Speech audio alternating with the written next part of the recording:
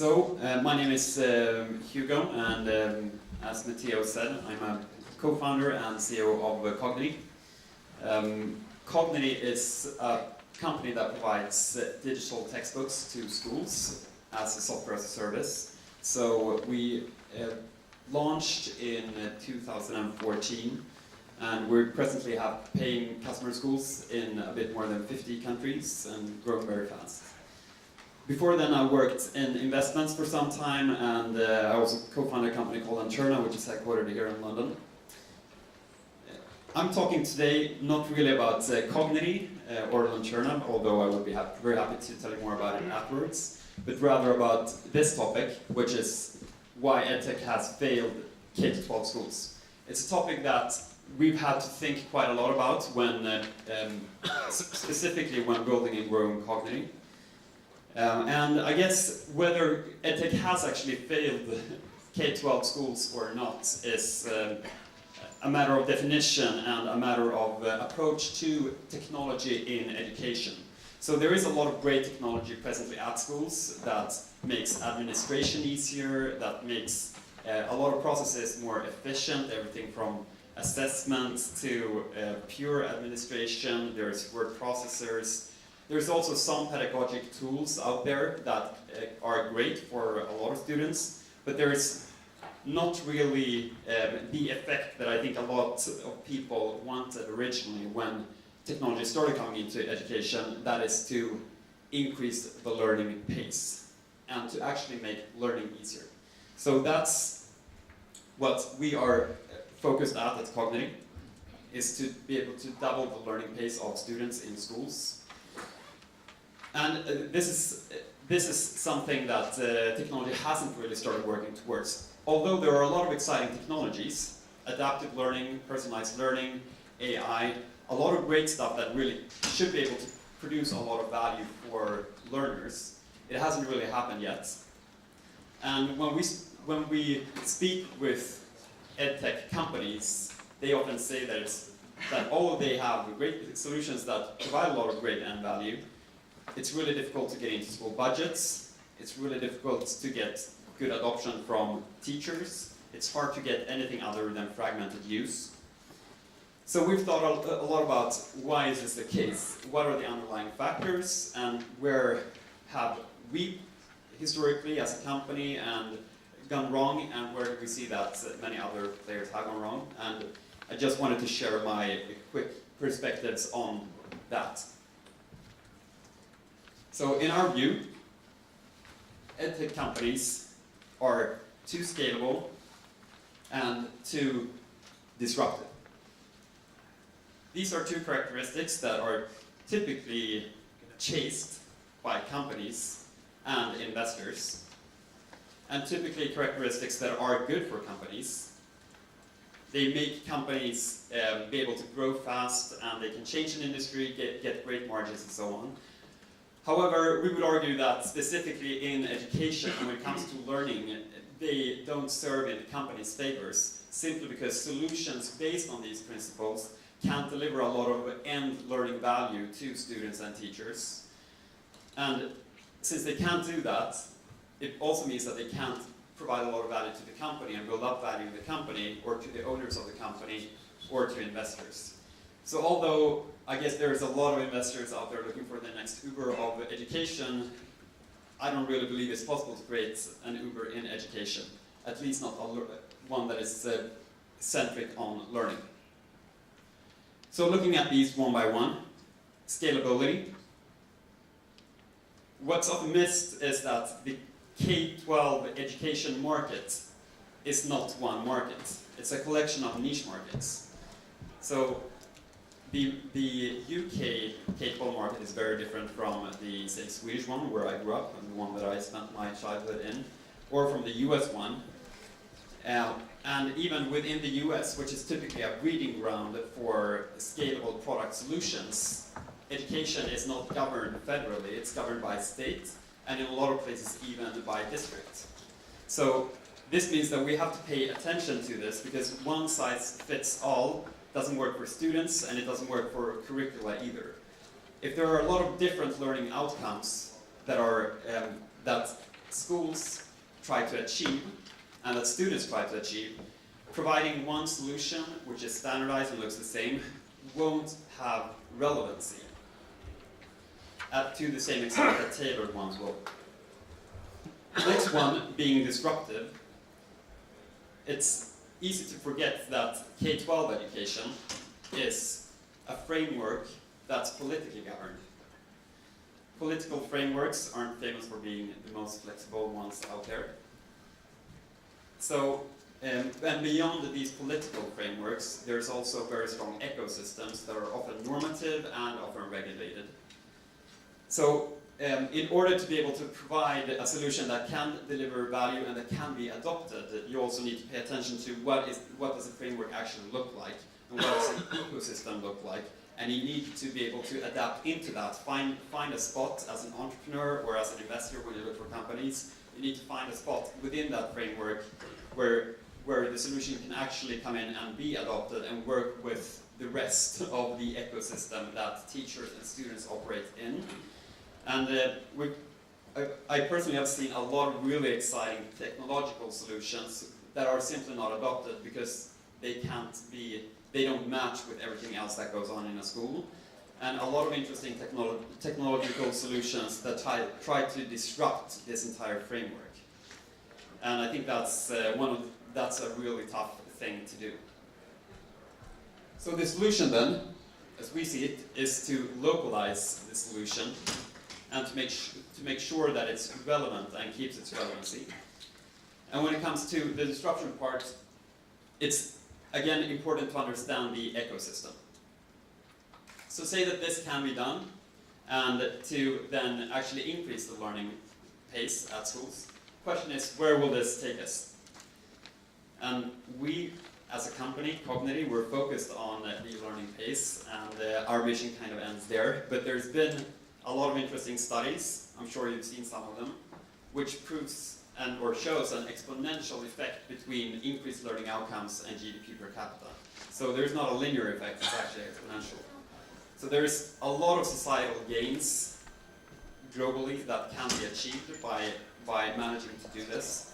But when doing it, I think it's important to remember that scalability is not always your friend, and it's important to understand the ecosystem and adapt after it. So those were just some of my thoughts. And if you have any questions afterwards or any perspectives on this, I'd love to discuss them with you. So please do come up and talk to me afterwards. And that's it. Thank you.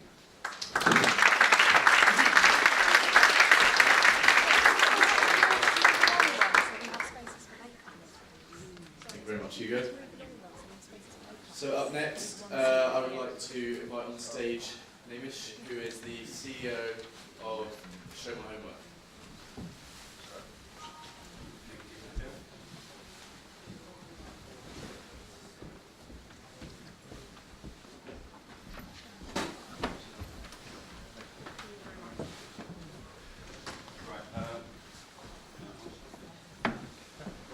Good morning, everyone.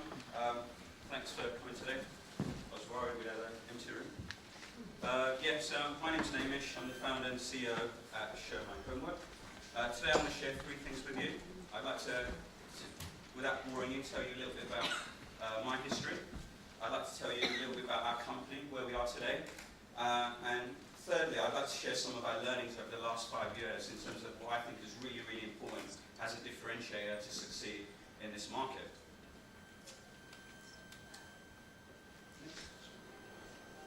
There you go. So there's me looking really geeky in school. I went to a school in Newham in East London. And I was one of these kids that I couldn't play and work at the same time. So if I was playing football, I'd end up flunking schools, and if I was studying, I missed football too much. And I went to a really rough school, and I never did homework, and there was a whole bunch of other challenges in the school that I was at. I guess the penny really dropped for me when I failed my GCSEs and went to college. And you go there on college day and they go, what exams, what do you want to enroll for? And I say A-levels, because that's what everyone does. And I'm like, sorry son, you've got no GCSEs, you can't do A-levels. So I ended up, I said, well, what can I do? I said, they asked me, I like IT. I said, fine, I'll do anything to do with IT. because I just didn't want to go home and tell my mum that I couldn't get into college. So that's where sort of my love for IT started, really. I then went on to work. I went on to university, got a good degree, became a software engineer. I worked in the industry for a couple of years, eating sandwiches in Europe because no one's vegetarian. And I then came back, fell into teaching. I became an assistant head teacher, and that's where I really started my company, Show My Homework. Last year, I had the opportunity to go and meet the Prime Minister and spend some time at Downing Street, which is pretty remarkable for someone like me. So yeah, happy with that. Moving on. I'm not usually at number 10 Downing Street. This is our office in Stratford. We're based right next to the Olympic Village. In a nutshell, Show My Homework is really solving an old age problem, which is homework. Hasn't really been changed for over 100 years, and our company, we make it really easy for classroom teachers to be able to set homework activities that students can do on any mobile device. So parents can stay ahead of the curve. Students love their mobile devices. We know that trend is exponentially exploding. And for teachers, we give them back time. And from a school perspective, we give them the data and analytics so they can make better decisions around the impact of what's going on after school. Today, we're over 70 staff now. I need to update that. We won a bunch of awards. And I absolutely love my job. Right. Moving on. I guess if we rewind back, I started this 5 years ago. As I said, I'm a geek. It all started with, a line of code. I'd go to school, wake up at 5 o'clock, go to school at 7 o'clock, have my leadership meeting at 7:30, do all the crazy stuff that happens in school. It's a really unpredictable environment. Come home, code. And I remember many, many nights I'd be coding until 2 o'clock in the morning, 1 o'clock in the morning, and at that time, I had no money. Well, I was on a salary, but it wasn't, going to move the needle, so to speak. And so I ended up, when I couldn't, I persuade these engineers to come and work with me, get a pizza for them that they'd have to share. And I'd get them to work with me until like 1 o'clock, 2 in the morning. At that point, of course, there's no trains, so I'd end up driving them all the way to like Wimbledon from East London, or to Liverpool Street where they'd take a night bus, and then I'd repeat that and go to school the next morning. But it was just something like, I find that when you really want to do something, you just have to do it yourself. No one's going to really do it for you. I learned a valuable lesson there. And then when I was doing this presentation, a couple of months ago, I received this email from a guy called Michael. Michael runs Silicon Roundabout, and he helps people get offices. Nice guy. So he sent me this email. It says, "Hi Namish, how are you? Where's the time gone? See the email below." And it reminded me that shouldn't swear, that I sent this email in February 2012, and it says, "Hi, we're an education startup based in London looking for a small office space for 3 to 4 people with natural light and flexible terms. Our time frame is 3 to 4 weeks." So I guess that was really nice reading that, because I completely forgot about it. But that was really the starting point for us. And this is our office today. It's like buzzing. It's so much energy. We employ virtually everyone. Everyone lives in London or around the home counties. Or we've got people from like so many different walks of life. It's a super exciting place to work. And I guess 5 years ago it was an idea in my head in a classroom, and today we have a whole bunch of people. And the big theme for me about this talk today is it's all about the people. You can only really be successful with great people, and I'm very lucky today that we have a fantastic group of people across the different areas that service teachers, students, and parents. I guess if I think about the business, and I see this often, if I just go back, for us, we've all heard the term software as a service. In the way I saw my mentor in the office, it's not software as a service, it's software and service. And for me, you can't build a digital product in education if you're going to sit in the office and and not physically go out in the trenches. You have to go to the ugliest of places in the UK. You have to travel all the way to Inverness and Southend, and you have to physically be in front of school leaders and school teachers, and you have to help them get over that line. That's something that we really anal about at Show My Homework. We have a very long-term view of the business, and because we have that long-term view, that enables us to make those sort of investments, because it's all people-intensive. And so you need that frame of mind to be able to operate like that. I guess if I think about, next slide, what our challenge today is, like, how can we continue to deliver the quality of service that our customers have been accustomed to at scale? I mean, this is a really big challenge for us. And I think back that when I look at what's historically happened, and there's many challenges for entrepreneurs in this room today that are in the edtech spaces. Distribution. Distribution's a really big challenge, but also schools historically have had technology procured by people who are not in the trenches. You know, and this used to happen at a local authority. I can only speak really about the UK. So you'd often end up with, you know, a school purchasing software that's been pushed down to them by someone at the local authority who hasn't been inside a classroom for about 5 years, and they're buying software based on a checkbox list. Really depressing, actually. But that's caused a big problem for the new sort of entrepreneurs that are here today, and also that stigma that we see in schools. It's a real slog. But I guess for us, we have to keep. I'm running out of time. I've only got 1 minute left. So what does it take? Great people. I've learned.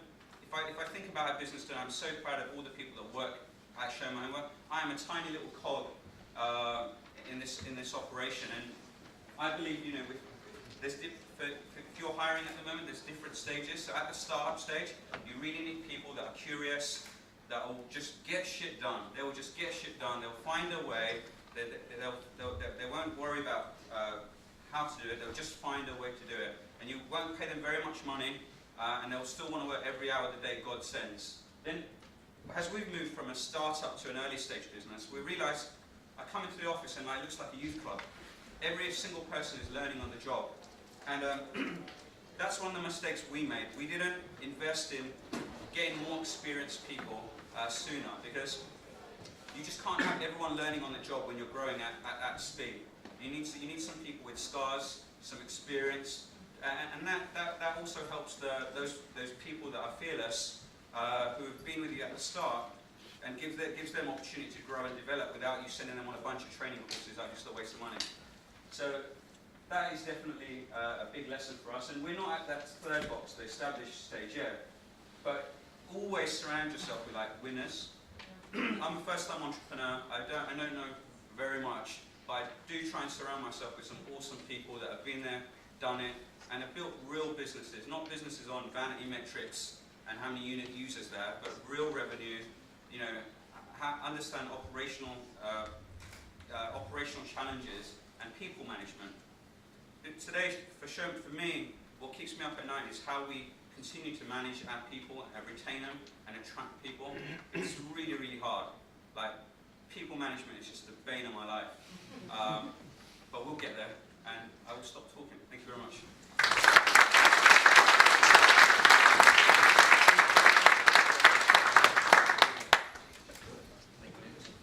Up next, we have Peter, who's the CEO of One.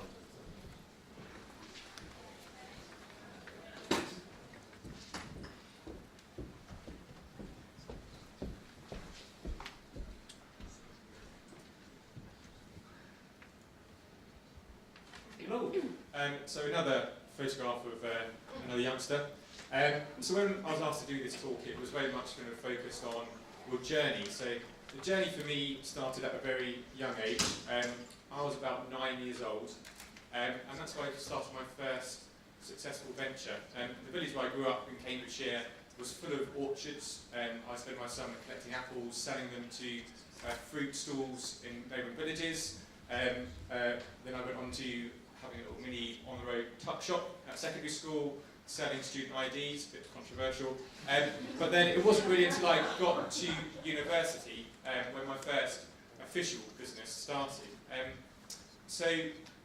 It was 1998, and the introduction of the home PC was kind of really in full flow, and I thought, you know, what a great investment for someone's student loan.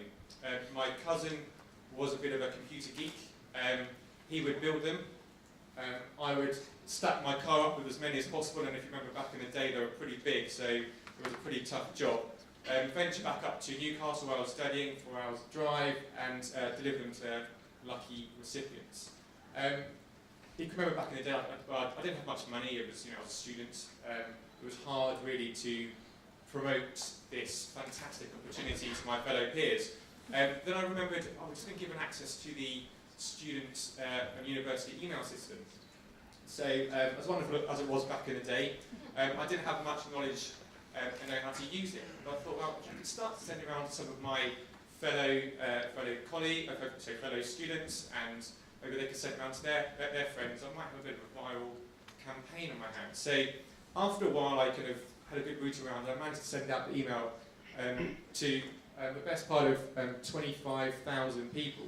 As you can imagine, you know, back in the day, email was still quite early stages. The university wasn't particularly happy with me. I almost got kicked off my course. But you have to know that now I've got all these new email policies in place, which are still in place today. My efforts did not go unnoticed, and at the time in the north of England, the university had this new initiative whereby they were selecting the 20 most likely entrepreneurs studying at university, and they put me forward. I got a place, and I started up a student website. The student site later became the largest student site in the UK. We had over 650,000 users.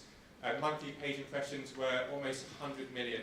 Time was those days were pretty decent. I got invited to movie premieres, would interview the likes of Hugh Grant, Sandra Bullock. Life was pretty good. Advertising revenues were out of this world. You know, life was amazing. And then one day I walked into the office and I saw this. I said, oh, that looks a bit dodgy. And I spoke to my hosting company, which was a nice guy that I know that was starting his own little business. So he said, oh, no, but don't worry, Peter, we have a backup. So brilliant. So we checked the backup, and the backup was also corrupt. Overnight, we lost absolutely everything. So it was a bad day, but I picked myself up. You know, had loads of freebies, so it was like, you know, sold those, made a bit more money, and then kind of went back into creating more online platforms. And the process was creating online platforms for the likes of RBS, NatWest, and later EDF Energy. But the one that kind of got me kind of firmly set into the kind of education sector was building a platform for school sport. So on the run up to the Olympics in 2012, the government had a big initiative to increase participation in sport in schools. It was very much down to primary schools and secondary schools to put something together. So I created an online platform whereby these primary and secondary schools talk to each other, book on event, book resources. There were about 4,500 schools using it. And then the government decided to pull that funding. So they were, you know, kind of, what next? And dealing with schools, you know, was generally quite good fun. You know, kind of, they're a pleasure to work with, and schools are great because they're not at all scared of adopting new technology. They always have money. Admittedly, they are quite slow at paying. But then I kind of set my sights on creating a new venture called eSchools. So at the time, I have to admit this, we didn't speak to one single school when we created our products, which I would not advise that really to anyone. But we looked at what was out there in the market, and it was all kind of very clunky. You know, the user interface was pretty poor. Nothing really talked to each other. Far too many systems, and no one was really engaged with them. So started up eSchools, and it included school websites, communication and administration tools such as parent evening booking systems, online payments, emailing, texting, and also a teaching and learning environment to help teachers engage the kids and engage the parents. So that was kind of the concept. Kind of packed up our freshly made stand in an old van, drove down to the vet show back in 2011. Once again, not one single customer, not spoken to one single school, and the response was quite amazing. We also had a little lucky mascot there, one on the right, who kind of all helped us engage with all these schools. So we left the show, and time went really kind of quickly, and we kind of managed to get kind of almost 2,000 schools now using eSchools. Fantastic team. We continue to innovate. We now work with primary and secondary schools. So that was really like my first kind of full-on EdTech company. Still going now, growing day by day. I'm no longer involved in eSchools. Got a fantastic team that run it. But one of the big problems we had at eSchools was how do we interact with school data? There are some solutions out there, very poor, I have to say, and it's been an issue that a lot of companies out there kind of have and continue to have. And apps for schools is big, and I mean really big. And today schools use apps more than ever before. But integrating with school data is still like we are back stuck in the 90s. And even worse, a worse point is that pretty much all schools in the country fail to comply with the Data Protection Act. There are roughly 38 million individuals' details through K through 12 in England and Wales. Those details are shared to the tune of 228 million times. So that's a lot of data. If anyone here has children at school or going to have grandchildren at school, yours is quite young, so probably not. Your details are probably shared with all these different applications. So it's pretty scary. So what we're doing is we're creating a layer between the application and the school. So to briefly explain how it works, we install Wand into a school. We suck out all the data, host it securely in the cloud. A company, an EdTech company, integrates with our really easy-to-use API. They then log into their Wand control panel. They request access to a school's data. The school then gets a notification that says, show my homework. Would love to access your data, approve or decline, approve obviously. And then that data then becomes instantly available to the application. The application has to do nothing other than integrate with our API. A lot of companies have a lot of resources that they spend on integration. Schools can also report on who's accessing their data and what they're actually accessing, so hence complying with the Data Protection Act. So that's kind of my latest venture into EdTech.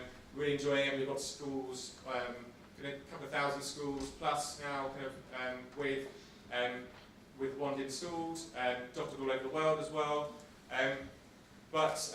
Yeah, it's like great to be in this sector. It's a very innovative sector, as I say. But there's a lot of lessons to learn. I think learn a lot of those lessons with eSchools. And something that Namish said just now was about having a really good service. And people say that bad news travels fast. Well, in education technology, good news also travels really fast. To help yourself scale as a business, you've got to have a really good customer base. Retention is really important.